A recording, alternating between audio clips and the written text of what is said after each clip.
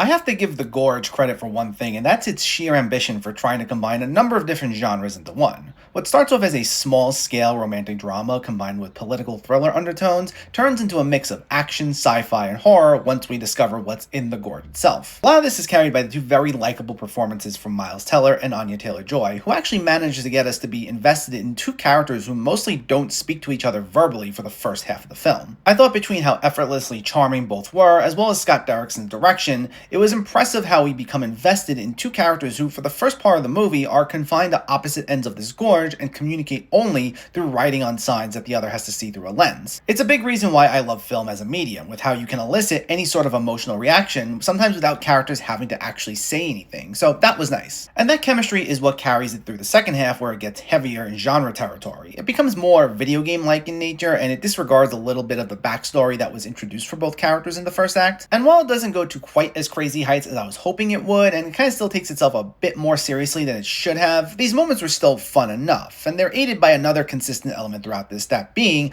the score by Trent Reznor and Atticus Ross. Narratively, it's still a little messy and it becomes a bit shallower as it goes on, ironically, but it never hits the point of outright bad or does anything egregiously wrong. It just doesn't quite reach the potential that it could have had, but it's still enjoyable, feeling like a B-movie with a little more polish to it.